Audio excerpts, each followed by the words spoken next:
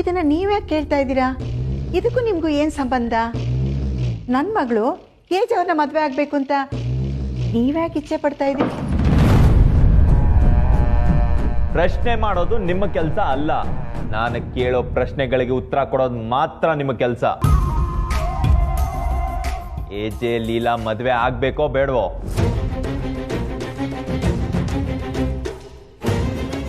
ನಾನೊಬ್ಬ public servant. ನನ್ನ ಜನ ಖುಷಿಯಾಗಿದ್ರೆ ನಾನು ಖುಷಿಯಾಗಿದ್ದಂಗೆ. ಅದರಲ್ಲೂ ಈ ಫ್ಯಾಮಿಲಿಯವ್ರು ನನಗೆ ತುಂಬ ಹತ್ತಿರದವ್ರು ಅನ್ನಿಸ್ತು. ಅಂಥದ್ರಲ್ಲಿ ನಾನು ನಿಮಗೆ ನಿರಾಸೆ ಆಗೋದಕ್ಕೆ ಬಿಡ್ತೀನ? ಅದಕ್ಕೆ ಏಜೇನ ಲೀಲಾನ ಒಂದು ಮಾಡೋ ಜವಾಬ್ದಾರಿನ ನಾನು ತಗೊಳ್ತಿದ್ದೀನಿ. ಆ ಜವಾಬ್ದಾರಿಗೆ ಜೊತೆಯಾಗಿ ನೀವು ಕೈ ಜೋಡಿಸ್ಬೇಕು.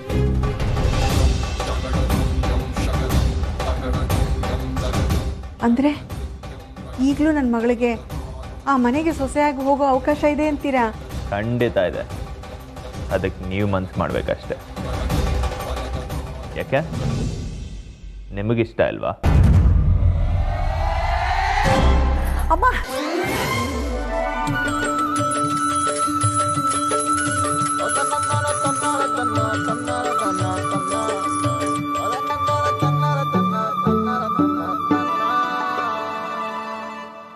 ಅದೃಷ್ಟನ ಬೇಡ ಅನ್ನೋರು ಯಾರಾದ್ರೂ ಇರ್ತಾರ ಸರ್?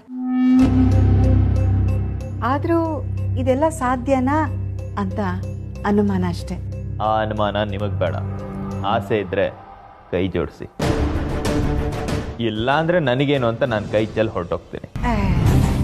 ಕೈಗೆ ಬಂದಿರೋ ತುತ್ತು ಬಾಯಿಗೆ ಬರಲಿಲ್ಲ, ಆದ್ರೆ ತುತ್ತು ಇನ್ನೂ ಕೈನಲ್ಲೇ ಇದೆ ಅಂತ ಹೇಳ್ತಿದ್ದೀರಾ.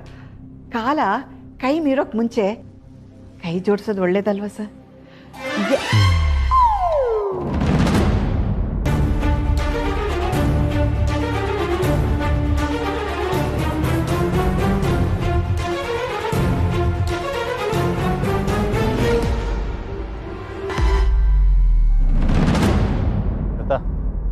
ನಾನು ನಿನಗೆ ಕೊಟ್ಟ ಅರ್ಶನಶಾಸ್ತ್ರದ ಬಟ್ಟೆ ಎಲ್ಲಿ ಅದು? ಯಾವ ಬಟ್ಟೆ ಇದೆ? ಏನು ಹೀಗೆ ಹೇಳ್ತಿದ್ಯಾ?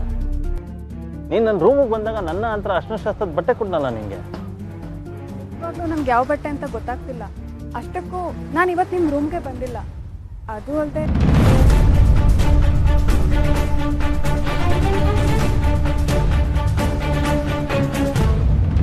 ಮೇಡಮ್, ಅವಳು ಇನ್ನೂ ಹೊಸೊಬ್ಳು ಮೇಡಮ್. ಅವಳು ಗೊತ್ತಿಲ್ಲದೆ ಸರಿಯಾದೊಂದು ರಿಹರ್ಸಲ್ ಮಾಡಿಸದೆ ಕರ್ಕೊಂಡ್ ಬಂದಿದ್ದೀರಲ್ಲ, ಸೆನ್ಸ್ ಇಲ್ವಾ ನಿಮ್ಗೆ? ಇದನ್ ಏಜೆ ಮನೆ ಫಂಕ್ಷನ್ ಅನ್ಕೊಂಡ್ರ ಅಥವಾ ಬೀದಿಲಿ ನಡೆಯೋ ತಮಟೆ ಡ್ಯಾನ್ಸ್ ಅನ್ಕೊಂಡ್ರ? ಸಾಲದಕ್ಕೆ ಇವಳೇ ನಮಗ್ ಮೇನ್ ಡ್ಯಾನ್ಸರು, ಇವಳೇ ಹೀರೋಯಿನ್ ಅಂತ ಬೇರೆ ಬಿಲ್ಡಪ್ ಗಳು ಕೊಟ್ರಿ ಮೇಡಮ್. ಅದು ನಿಮ್ಮನ್ನಲ್ಲ, ನೀವು ಕರ್ಕೊಂಡ್ ಬಂದಿದ್ದೀರಲ್ಲ ಇವಳನ್ನ. ನೋಡಕ ಅವಳನ್ನ ನಾವೆಷ್ಟು ಬೈತಾ ಇದ್ರು ಮತ್ತೆ ಡ್ಯಾನ್ಸ್ ಮಾಡಕ್ ಹೋಗಿದ್ದಾಳೆ ಬುದ್ಧಿ ಇಲ್ದೆ.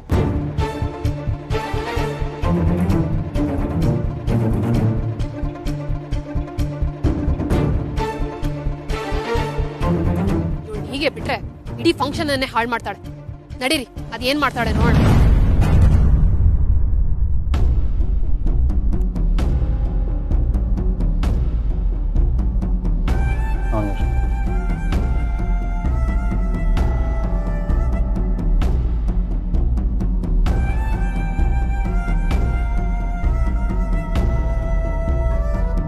ನೀನ್ ಮದ್ವೆ ಆಗೋಗ್ಬಿಡುತ್ತೆ ಅಂಥದ್ರಲ್ಲಿ ಎಲ್ಲ ಶಾಸ್ತ್ರಗಳು ನಡೀತಿರುತ್ತೆ ನಿಜ. ಆದ್ರೆ ಮದುವೆ ಆಗೋಗುತ್ತೆ ಅಂತಂದ್ರಲ್ಲ, ಅದಾಗೋದೇ ಆದ್ರೆ ಲೀಲಾ ಜೊತೆಲಿ. ಅದು ಹೇಗೆ ಅಂತ ನನಗೂ ಗೊತ್ತಾದ್ರೆ ಗೊತ್ತಾಗುತ್ತೆ. ತಲೆಯಲ್ಲಿರೋ ಪ್ಲಾನ್ನ ನೀಟಾಗಿ ಎಕ್ಸಿಕ್ಯೂಟ್ ಮಾಡಬೇಕು. ಹಾಗೆ ನಾನು ಎಕ್ಸಿಕ್ಯೂಟ್ ಮಾಡಬೇಕು ಅಂತಂದ್ರೆ ನಾನು ತಲೆ ಓಡಬೇಕು ಅಂದರೆ ಒಂದು ಕಪ್ ಕಾಫಿ ಕುಡಿಬೇಕು. ನಾನು ಕಾಫಿ ಕುಡಿಬೇಕು ಅಂದರೆ ನೀವು ಕಾಫಿ ಮಾಡ್ಕೊಂಡು ಬರಬೇಕು. ಅಯ್ಯೋ, ನನ್ನ ಬುದ್ಧಿಗಿಷ್ಟು ನನಗೆ ತೋಚದೇ ಇಲ್ಲ ನೋಡಿ ಸರ್. ಮನೆಗೆ ಬಂದವ್ರನ್ನ ಹಾಗೆ ಕೂರಿಸಿ ಮಾತಾಡ್ತಾ ಇದ್ದೀನಿ. ದೇವ್ರು ಬಂದ ಹಾಗೆ ಬಂದಿದ್ದೀರಾ. ನಿಮಗೆ ಪಂಚಾಮೃತ ನೈವೇದ್ಯ ಮಾಡಿದ್ರು ಕಮ್ಮಿನೇನೆ, ಅಂಥದ್ರಲ್ಲಿ ಕಾಫಿ ಕೊಡದೆ ಇರ್ತೀರಾ ಸರ್? 2 ನಿಮಿಷ ಹಿಂಗೆ ಹೋಗಿ ಹಿಂಗೆ ಬಂದ್ಬಿಡ್ತೀನಿ. ಅಷ್ಟರಲ್ಲಿ ಅದೇನು ಪ್ಲ್ಯಾನು ಗೀನು ಅಂತ ಯೋಚನೆ ಮಾಡ್ತಿದ್ರಲ್ಲ ಅದ್ರ ಬಗ್ಗೆ ಸ್ವಲ್ಪ ಸ್ಟ್ರಾಂಗ್ ಆಗಿ ಯೋಚನೆ ಮಾಡಿ. ನಾನು ಸ್ಟ್ರಾಂಗಾಗಿ ಕಾಫಿ ಮಾಡ್ಕೊಂಡು ಬಂದ್ಬಿಡ್ತೀನಿ. ಹಾಂ, ಒಂದು ನಿಮಿಷ ಸರ್.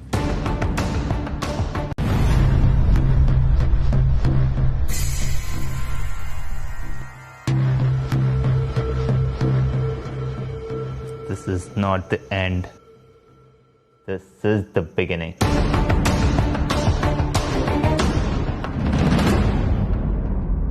ಸದ್ಯ ಬಂದ್ರಲ್ಲ, ನಾನೆಲ್ಲೋ ಇವತ್ತು ನೀವು ಸ್ಟೇಷನಲ್ಲೇ ಇರ್ತೀರೇನೋ ಅಂತ ಅನ್ಕೊಂಡಿದ್ದೆ.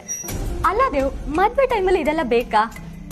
ಏನ್ ಮಾಡೋದು ಮೇಡಮ್, ನಾನು ತಾಳಿ ಕಟ್ಟೋಕ್ಕೂ ಮುಂಚೆ ಡಿಪಾರ್ಟ್ಮೆಂಟಿಂದ ನಾನು ತಾಳಿ ಕಟ್ಟಿಸ್ಕೊಂಡ್ಬಿಟ್ಟಿದ್ದೀನಿ ಅಂತ ಅಂದಮೇಲೆ ನಿನ್ನ ಹಾಗೆ ನಾನು ಪತಿ ಸೇವೆ ಮಾಡೋದು ಬೇಡವಾ? ಇದೆಲ್ಲ ಚೆನ್ನಾಗಿ ಹೇಳ್ತೀರಾ ನೀವು. ಇರಿ, ನಾನು ಕಾಫಿ ತರ್ತೀನಿ. ಪವಿತ್ರ, ಒಂದು ನಿಮಿಷ. ಅಂದಹಾಗೆ ಈ ಮದುವೆ ಕಾರ್ಯ ಎಲ್ಲ ತುಂಬ ಚೆನ್ನಾಗಿ ನಡೀತಾ ಇದೆ ತಾನೆ? ಏನ್ ದೇವ್, ಏಜೆ ಮದ್ವೆ ಅಂದ್ರೆ ಸುಮ್ನೆನಾ? ಅದ್ದೂರಿಯಾಗಿ ನಡೀತಾ ಇದೆ. ಅದ್ ಸರಿ, ನೀವ್ಯಾಕೆ ಹೀಗೆ ಕೇಳ್ತಿದ್ದೀರಾ? ಏನಿಲ್ಲ, ಯಾವ ಟೈಮಲ್ಲಿ ಹೇಗೆ ಯಾವಾಗ ಸಮಸ್ಯೆಗಳು ಬರುತ್ತೆ ಅಂತ ಹೇಳೋದಿಕ್ಕಾಗಲ್ಲ, ಅದಕ್ಕೆ ಕೇಳಿದೆ.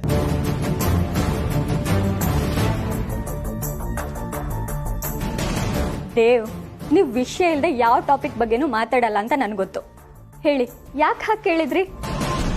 ಏನಿಲ್ಲ ಪವಿತ್ರ, ನನ್ನ ಸ್ಟೇಷನ್ ಲಿಮಿಟ್ಸ್ ಅಲ್ಲಿ ಬರೋ ಒಂದು ಮನೇಲಿ ಒಂದೇ ಕುಟುಂಬದ 5 ಜನ ಪಾಪ ವಿಷ ಕುಡಿದು ಸತ್ತೋದು.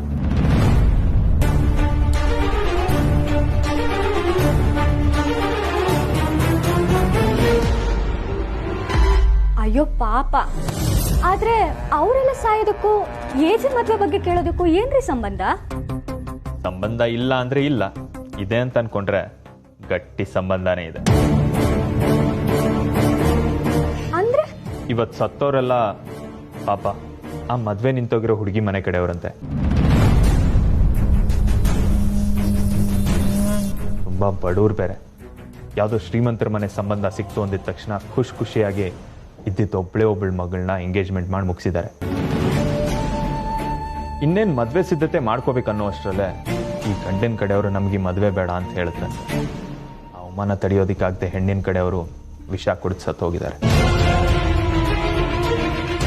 ರೀ, ಈಗಿನ ಕಾಲದಲ್ಲಿ ಮದ್ವೆ ಆಗಿರೋರೇ ಡಿವೋರ್ಸ್ ತಗೋಬೇಕಿದ್ರೆ ಮದ್ವೆ ಕ್ಯಾನ್ಸಲ್ ಆಗಿದ್ದಕ್ಕೆ ಯಾರಾದ್ರೂ ಹೀಗೆಲ್ಲ ಮಾಡ್ಕೋತಾರೆ. ಹೇಳಿ ಕೇಳಿ ಮಿಡಲ್ ಕ್ಲಾಸ್ ಜನ, ಅವ್ರಿಗೆ ಆಸ್ತಿ ಅಂತಸ್ತು ಹಣ ಕಾಸೆಲ್ಲ ಲೆಕ್ಕಕ್ಕೆ ಬರಲ್ಲ. ಅವ್ರಿಗೆ ಏನಿದ್ರು ಮನೆ ಮಾನ ಮರ್ಯಾದೆ ಗೌರವ ಮಾತ್ರ ಲೆಕ್ಕಕ್ಕೆ ಬರೋದು. ಈ ಕೇಸ್ ನೋಡಿದ ನಂತರ ನನಗೆ ನೆನಪಾಗಿದ್ದೆ ಲೀಲಾ ಮನೆಯವರು.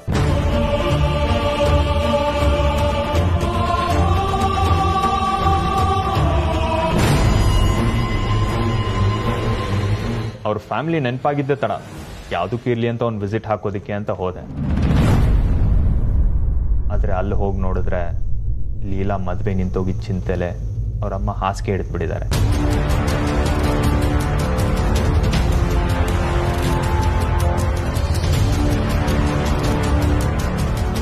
ಮೇ ಬಿ ಅವ್ರು ಆದಷ್ಟು ಬೇಗ ಈ ಚಿಂತೆಯಿಂದ ಹೊರಗೆ ಬರದೆ ಹೋದ್ರೆ ಅವ್ರು ಬದುಕೋದೇ ಡೌಟ್ ಅನ್ಸುತ್ತೆ.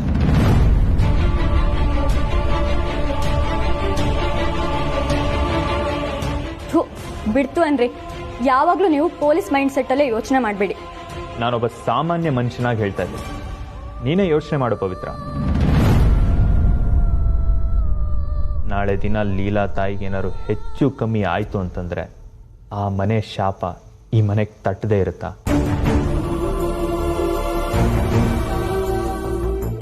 ಒಂದು ಹೆಣ್ಣು ನೊಂದ್ಕೊಂಡು ಕಣ್ಣೀರು ಹಾಕಿದ್ರೆ ಅಲ್ಲಿಗೆ ಮುಗೀತು, ನಮ್ಮ ಸರ್ವನಾಶ ಆದಂಗೆ ಲೆಕ್ಕ. ಎಲ್ಲ ಮುಗ್ದೋದ್ಮೇಲೆ ನಾವು ಎಷ್ಟೇ ಪಶ್ಚಾತ್ತಾಪ ಪಟ್ಟರು, ದೇವ್ರ ಮೊರೆ ಹೋದ್ರು ಅವ್ರ ಶಾಪ ನಮ್ಮನ್ನು ಸುಮ್ಮನೆ ಬಿಡಲ್ಲ. ನೀನೇ ಹೇಳು ಪವಿತ್ರ, ನಾಳೆ ದಿನ ಲೀಲಾ ಮನೆ ಶಾಪ ಈ ಏಜೆ ಮನೆಗೆ ತಟ್ಟದೇ ಇರುತ್ತಾ?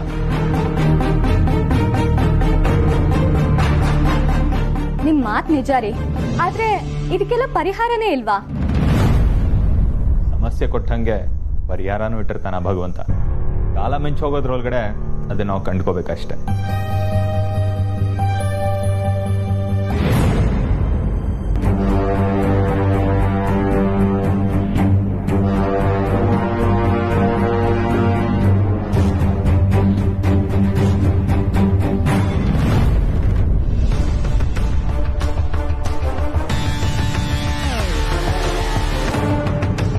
ಒಂದ್ ಸ್ವಲ್ಪ ಎದ್ದು ಕೂತ್ಕೋ, ಜ್ಯೂಸ್ ಕುಡಿ. ತಗೋಮ್ಮ. ನಂಗೆ ಬೇಡ ಕಣೆ.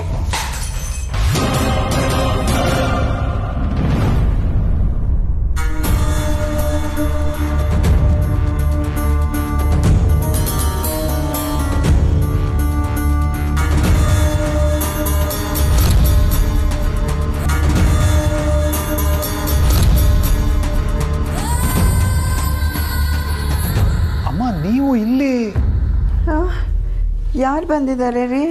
ಎಜೆ ಅವ್ರ ತಾಯಿ ಮತ್ತೆ ದುರ್ಗಾ ಅವ್ರು ಬಂದಿದ್ದಾರೆ.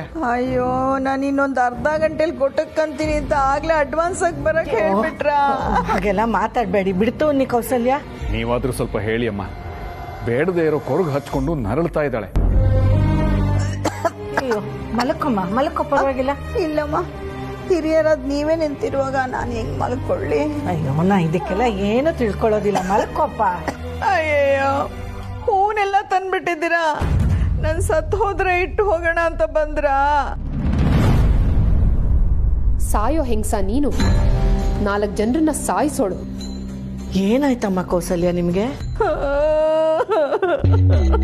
ಅಳ್ಬೇಡಿ ತಾಯಿ. ಅಳ್ದೆ ಇನ್ನೇನಮ್ಮ ಮಾಡ್ಲಿ? ನನ್ ಮುದ್ದಿನ ಮಗಳು ಲೀಲಾ ಯಾರೇ ನಮ್ಮ ಮುಖ ನೋಡಿದ್ರು, ಏನ್ರಿ ನಿಮ್ ಮಗಳು ಮದ್ವೆ ಮುರಿದ್ ಬಿತ್ತಂತೆ, ಏಜೆ ಬೇಡ ಅಂದ್ರಂತೆ, ನಿಮ್ ಮಗಳು ನಡತೆ ಕೆಟ್ಟವಳ ಅಂತ ಬಾಯಿಗೆ ಬಂದಂಗೆಲ್ಲ ಮಾತಾಡ್ತಿದ್ದಾರಮ್ಮ. ಈ ಪ್ರಾಣ ಹೋಗ್ಬಿಟ್ರೆ ಒಳ್ಳೇದಲ್ವಾ? ಹೋಗ್ಬಿಟ್ರೆ ಎಲ್ಲದಕ್ಕೂ ಪರಿಹಾರ ಸಿಕ್ಬಿಡತ್ತಮ್ಮ. ನನಗೆ ಬೇರೆ ದಾರಿ ತೋಚ್ತಾ ಇಲ್ಲ ಅಮ್ಮ. ಮನಸ್ಸು ಗಟ್ಟಿಯಾಗಿಟ್ಕೊಂಡ್ರೆ ಎಲ್ಲದಕ್ಕೂ ದಾರಿ ಸಿಗತ್ತೆ. ಇಲ್ಲಿ ನೋಡಿ, ನೀವು ಯಾವುದಕ್ಕೂ ಕೊರಗಬೇಡಿ. ನಿಮ್ಮ ಜೊತೆ ನಾವಿದ್ದೀವಿ. ಮಕ್ಕಳ ಬಗ್ಗೆ ಯಾವ ಚಿಂತೆನೂ ಇಟ್ಕೋಬೇಡಿ, ಅವ್ರನ್ನ ನಾವು ನೋಡ್ಕೋತೀವಿ. ಅಂದ್ರೆ ಅಜ್ಜಿ ಮಾತಿನ ಅರ್ಥ ಇಷ್ಟೇ, ನಿಮ್ಮಿಬ್ರು ಹೆಣ್ಮಕ್ಳಿಗೂ ಒಳ್ಳೆ ಕಡೆ ಸಂಬಂಧ ನೋಡಿ ಮದ್ವೆ ಮಾಡಿಸೋ ಜವಾಬ್ದಾರಿ ನಮ್ದು. ದುಡ್ಡಿನ ಬಗ್ಗೆ ನೀವು ಯಾವುದೇ ಯೋಚನೆ ಮಾಡಬೇಡಿ ಅಂತ. ದುಡ್ಡು, ಹಣ ಒಂದಿದ್ರೆ ಎಲ್ಲವನ್ನು ಕೊಂಡ್ಕೊಂಡು ಬಿಡ್ತೀರಾ ಅಲ್ವಾ ನೀವು? ಮಾನ, ಮರ್ಯಾದೆ, ಸ್ವಾಭಿಮಾನ ಅನ್ನೋ ಭಾವನೆಗಳು ಇರುತ್ತೆ, ದುಡ್ಡನ್ನ ಮೀರೋ ಅಂತದ್ದು. ನನ್ನ ಮಗಳನ್ನ ಈ ಗತಿ ತಂದವ್ರಿಗೆ ಬಾಯಿ ತುಂಬಾ ಶಾಪ ಹಾಕ್ಬೇಕು ಅನಿಸ್ತಿದೆ. ಅವ್ರ ವಂಶ ನಿರ್ವಂಶ ಆಗ. ಶಾಪ ಹಾಕ್ಬೇಡಮ್ಮ. ಹೆಣ್ಣು ಹೆತ್ತವ್ರ ಶಾಪ ಮಹೇಶ್ವರನ ಶಾಪಕ್ಕಿಂತ ದೊಡ್ಡದು. ನನ್ನ ಮಗ ರಾಮ್ ಇಷ್ಟು ವರ್ಷಗಳ ಮೇಲೆ ಮತ್ತೆ ಬದುಕು ಕಟ್ಕೋತಾ ಇದ್ದಾನೆ. ಇಂಥ ಸಮಯದಲ್ಲಿ ನಿಮ್ಮ ಹೊಟ್ಟೆ ಉರಿ ಅವನಿಗೆ ತಾಗೋದು ಬೇಡಮ್ಮ. ತಪ್ಪು ನಮ್ಮದೇ ಅಂತ ನಾವು ಅಂದ್ಕೋತೀವಿ, ಅದಕ್ಕೋಸ್ಕರ ನಿಮ್ಮ ಹತ್ರ ಕ್ಷಮಾಪಣೆನೂ ಕೇಳ್ತೀವಿ. ನಾವು ಏನು ಮಾಡಿದ್ರೆ ನಿಮಗೆ ಸಮಾಧಾನ ಆಗುತ್ತೆ ಅಂತ ಹೇಳಿಬಿಟ್ರೆ ನಾವು ಅದನ್ನು ಮಾಡ್ತೀವಿ. ಮದುವೆ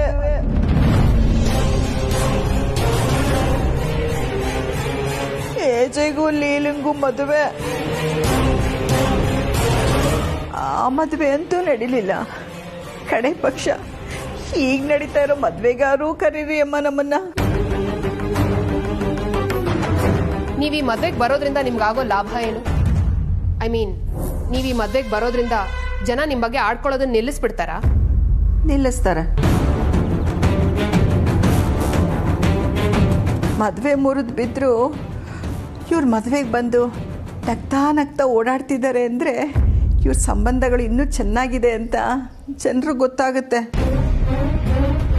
ಜಾತಕದ ಕಾರಣದಿಂದನೋ ಇನ್ಯಾವುದೋ ಕಾರಣದಿಂದ ಮದುವೆ ನಿಂತಿದೆ ಹೊರತು ಹುಡುಗಿಯಿಂದ ಅಲ್ಲ ಅಂತ ಜನರಿಗೆ ಗೊತ್ತಾಗುತ್ತೆ ಅಂತ. ನಿಜಮ್ಮ ನೀ ಹೇಳ್ತಿರೋದು. ದುರ್ಗಾ, ರಾಮ್ ಮದುವೆ ಇನ್ವಿಟೇಷನ್ ಕಾರಲ್ಲಿದೆ ಅಜ್ಜಿ, ತರ್ತೀನಿ. ಈಗಲಾದ್ರೂ ಒಂದು ಲೋಟ ಜ್ಯೂಸ್ ಕುಡಿತೀರಾ? ಬೇಡಮ್ಮ. ನೀನು ಕುಡಿದೆ ಆದ್ರೆ ನಾನು ಹೊಟ್ಟೋಗ್ತೀನಪ್ಪ. ಅಯ್ಯೋ ಬೇಡಮ್ಮ. ಅಯ್ಯೋ ತಗೋ. ನೀವು ಹೇಳಿದ್ರೆ ಕೇಳಲ್ಲ, ನನಗೆ ಆಗಲ್ಲಮ್ಮ ಇದೆಲ್ಲ.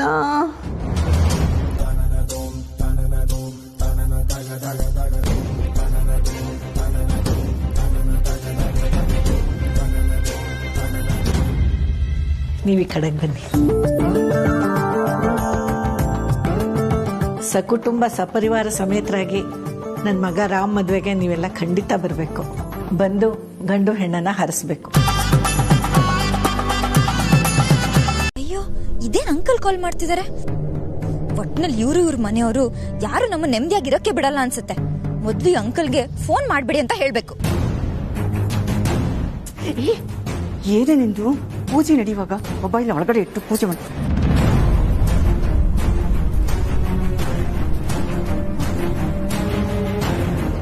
ದುರ್ಗಾ, ಅಮ್ಮನ ಹುಷಾರಾಗಿ ನೋಡ್ಕೊಳ್ಳಿ. ಅವ್ರ ಕಂಡೀಷನ್ ಬಗ್ಗೆ ನನಗೆ ರೆಗ್ಯುಲರ್ ಅಪ್ಡೇಟ್ಸ್ ಬೇಕು. Okay okay Ajay.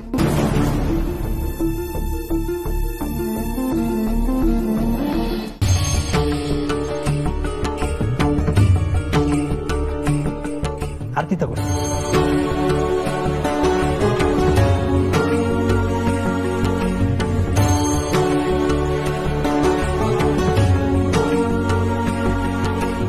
ತಗೊಳಮ್ಮ.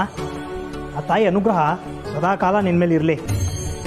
ಆಮೇಲೆ ಇದನ್ನ 108 ಸಾಲ ನಿರ್ವಿಘ್ನವಾಗಿ ಶ್ರದ್ಧೆ ಭಕ್ತಿಯಿಂದ ಯಾರು ಓದ್ತಾರೋ. ಗೊತ್ತಾಯ್ತು ಅರ್ಚಕ್ರೆ, ನಮಗೆ ನಮ್ಮ ಮನೆತನಕ್ಕೆ ತುಂಬ ಒಳ್ಳೇದಾಗುತ್ತಲ್ವಾ? ನೆನಪಿರಲಿ, ಯಾವುದೇ ಕಾರಣಕ್ಕೂ ಓದೋದನ್ನ ಮಧ್ಯದಲ್ಲಿ ನಿಲ್ಲಿಸಬಾರ್ದು. ಹಾಗೊಂದು ವೇಳೆ ಮಧ್ಯದಲ್ಲಿ ನಿಲ್ಲಿಸಿದ್ರೆ ನೀವೇನು ಅನ್ಕೊಂಡು ಪೂಜೆ ಮಾಡಿದ್ದೀರೋ ಅದ್ರ ಪೂರ್ಣ ಫಲ ನಿಮ್ಗೆ ಸಿಗೋದಿಲ್ಲ. ಅವ್ರು ಯಾಕಮ್ಮ ನನಗೆ ಬುಕ್ ಕೊಟ್ಬಿಟ್ಟು ಹಾಗೆಲ್ಲ ಹೇಳಿದ್ರು? ಅದೇ ಈ ಬುಕ್ ಓದೋದ್ರಿಂದ ನಿನ್ನ ಆಸೆ ಎಲ್ಲ ನೆರವೇರುತ್ತೆ, ಹಾಗೆ ನಮಗೂ ನಮ್ಮ ಮನೆತನಕ್ಕೂ ಒಳ್ಳೇದಾಗುತ್ತೆ ಅಂತ ಅವ್ರು ಹೇಳಿದ್ದು. ಆಮೇಲೆ ನೀನು ದೇವಿ ಹತ್ರ ಕೇಳ್ಕೊ, ಏನು ಅಂದರೆ ಈ ಬುಕ್ ಓದುವಾಗ ಯಾವ ವಿಘ್ನಗಳಿಲ್ಲದೆ ನನಗೆ ಏಕಾಗ್ರತೆ ಕೊಡಮ್ಮ ಅಂತ ಕೇಳ್ಕೊ ಅಮ್ಮನ.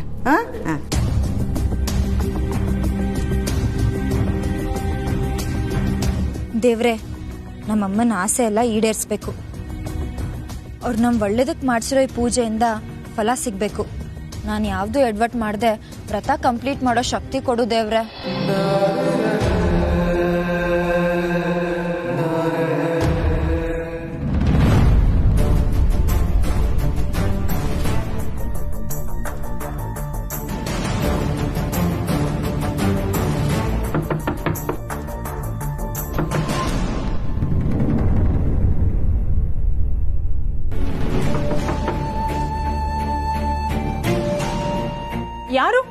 ಯಾರು ಬೇಕಿತ್ತು? ಅರೆ ಏಜೆ ಸರ್ ಒಂದ್ ಸೆಲ್ಫಿ ತಗೊಳ್ಳೋಣ. ಅದನ್ನೆಲ್ಲ ಆಮೇಲೆ ಮಾಡೋಣ. ಇಲ್ಲಿ ಮನೆಯವರು ಯಾರು ಇಲ್ವಾ? ಓ, ಲೀಲಾ ಬೇಕಿತ್ತಾ? ನಾನು ಆಗ್ಲಿಂದ ಬಾಗಿಲು ತರ್ತಾ ಇದೀನಿ, ಯಾರು ತೆಗಿತಾ ಇಲ್ಲ. ಅವರು ಬೀಗ ಹಾಕೊಂಡು ಹೊರಗಡೆ ಹೋಗಿದ್ದಾರೆ. ಎಲ್ಲಿ ಹೋಗಿದ್ದಾರೆ ಗೊತ್ತಾ? ಚುಕ್ಕಿ ಕೇಕ್ ಕೊಡಕ್ ಹೋಗಿದ್ದಾಳೆ. ಅವ್ರಪ್ಪ ಲೀಲಾ ಎಲ್ಲ ಹೋಗಿದ್ದಾಳೆ? ಲೀಲಾ ಮತ್ತೆ ಕೌಸಲ್ಯ ದೇವಸ್ಥಾನಕ್ಕೆ ಹೋಗಿದ್ದಾರೆ ಪೂಜೆ ಮಾಡಿಸ್ಕೊಂಡ್ ಬರೋದಿಕ್ಕೆ. Okay, thank you.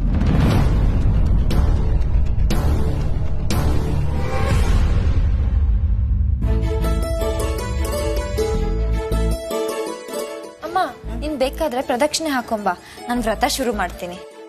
ಪರವಾಗಿಲ್ಲ ಅಮ್ಮ, ನಾನು ಇಲ್ಲೇ ಕೂತು ನಿನ್ನ ವ್ರತಕ್ಕೆ ಭಂಗ ಬರ್ದಿರೋ ಹಾಗೆ ನಿನ್ನನ್ನೇ ನೋಡ್ಕೊಳ್ತೀನಿ. ಓದು ನೀನೀಗ ಮಾಡೋ ಪ್ರಾರ್ಥನೆಗೆ ಆ ಏಜೇನೆ ನಿನ್ನ ನೋಡ್ಕೊಂಡು ಇಲ್ಲಿಗೆ ಬರಬೇಕು. ಅಯ್ಯೋ, ಈ ಹಾಳಾದ ಮರು ಎಷ್ಟೇ ಮರೆತರೂ ಮತ್ತೆ ಮತ್ತೆ ನೆನಪಾಗ್ತಾ ಇರುತ್ತೆ. ನಿನ್ನ ಕಣ್ಮುಚ್ಕೊಂಡು ವ್ರತ ಶುರು ಮಾಡು.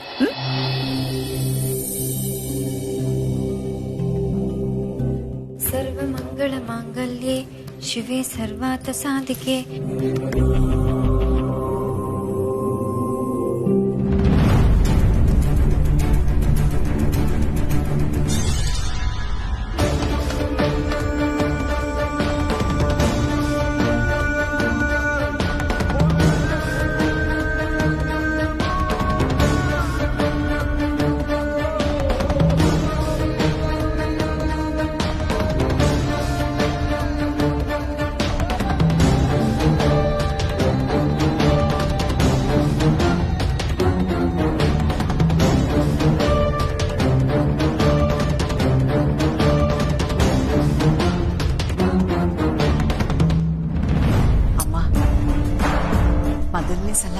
ಇವಳು ಎಡವಟ್ ಮಾಡ್ತಾ ಇರೋ ಮೊದಲನೇ ಕೆಲಸ ಇದು. ಇದಕ್ಕಾದ್ರೂ ಆ ಈಜೆ ಸಂಬಂಧ ಮತ್ತೆ ವಾಪಸ್ ಬರೋ ಮಾಡು ತಾಯಿ.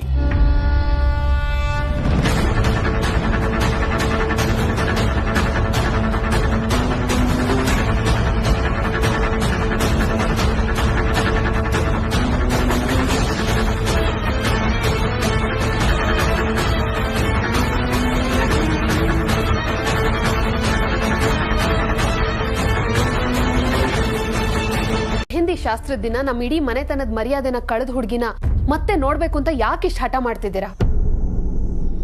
ಕ್ಷಮೆ ಕೇಳ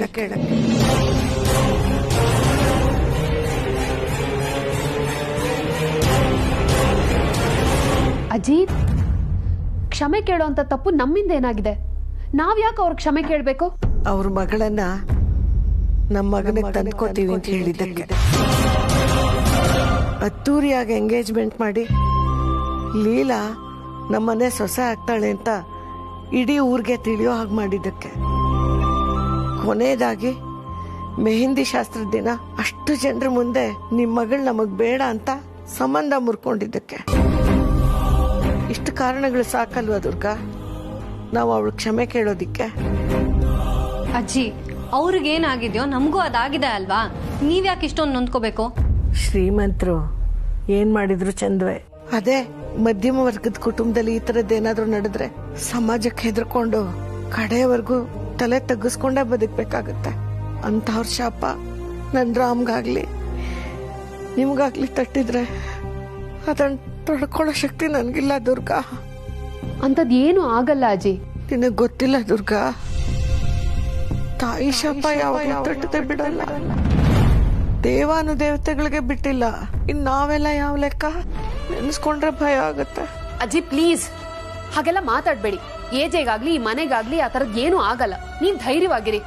ಈಗ ನನ್ ಮಾತ್ ಕೇಳಿ, ಸ್ವಲ್ಪ ತಿಂಡಿನಾದ್ರೂ ತಿನ್ನಿ. ನನ್ಗೇನು ಬೇಡ ದುರ್ಗಾ, ಸ್ವಲ್ಪ ಹೊತ್ತು ನನ್ನ ಒಂಟಿಯಾಗಿರಕ್ ಬಿಟ್ಬಿಡಿ.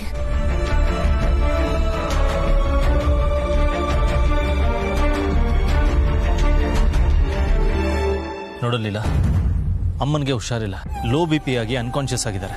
ಆ ಸ್ಥಿತಿಲಿ ಅವ್ರು ಕನ್ವರ್ಸ್ತಾ ಇರೋದು ಒಂದೇ ಹೆಸರು, ಬರೀ ನಿನ್ನ ಹೆಸರು ಅಷ್ಟೇ. ಅದಕ್ಕೆ ನಾನು ಮನೆ ಕರೀತಾ ಇರೋದು. ಅಮ್ಮ ಕುಕ್ಕೋಗಿರೋದನ್ನ ನನ್ನ ಕೈಯಲ್ಲಿ ನೋಡೋಕ್ಕಾಗ್ತಾ ಇಲ್ಲ ಲೀಲಾ. ಪ್ಲೀಸ್ ಪ್ಲೀಸ್ ನನ್ನ ಜೊತೆ ಮನೆಗೆ ಬಾ. ನನಗೋಸ್ಕರ ಆ ಒಂದು ಜೀವನ ಉಳಿಸ್ಕೊಡು.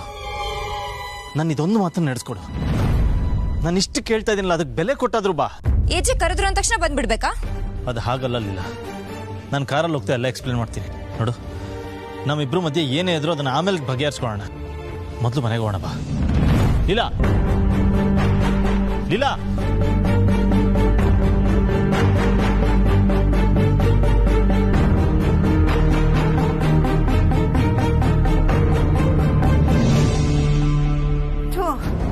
ಇವಳು ಇದ್ ಕಡೆ ಇರಲ್ಲ ಅಂತ ಗೊತ್ತಿದ್ರು ಇವಳನ್ನ ಹುಡುಕ್ತಿದ್ದೀನಲ್ಲ, ನನಗ್ ಬುದ್ಧಿ ಇಲ್ಲ. ಇನ್ನೆಲ್ಲಿ ಹೋಗಿರ್ತಾಳೆ? ಆ ಏಜೆನ್ ನೋಡಿದ ಕೋಪದಲ್ಲಿ ಮನೆಗೆ ಹೋಗಿರ್ತಾಳೆ ಅಷ್ಟೇ. ಇಲ್ಲ, ಯಾಕೆ ಹಾಗೆ ಹೋಗ್ತಾ ಇದೀಯಾ? ಇಲ್ಲ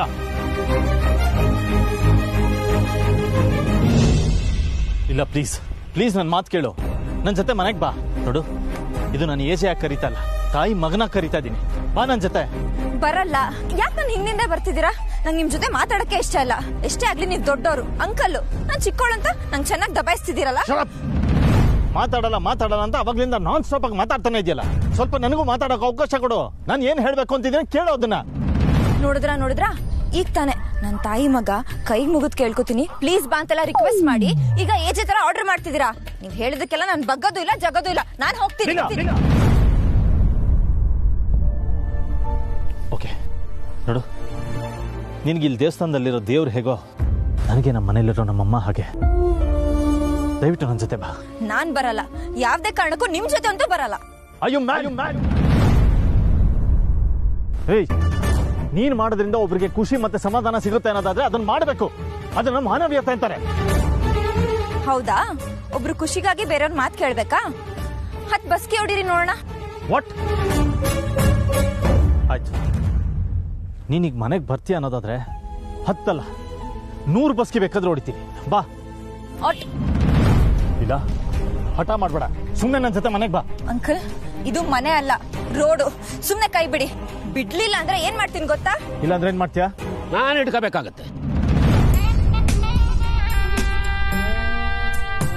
ಅಂದವಾದ ಹುಡುಗಿರ್ ಕಂಡ್ರೆ ಸಾಕು, ನಿಮ್ಮಂತ ರೋಡ್ ರೋಮೆಗಳು ಕಾಳಕ ಕಾಯ್ತಾ ಇರ್ತೀರಾ ಕುಂಕುಮ ಭಾಗ್ಯ ಕೊಡಕ್ಕೆ.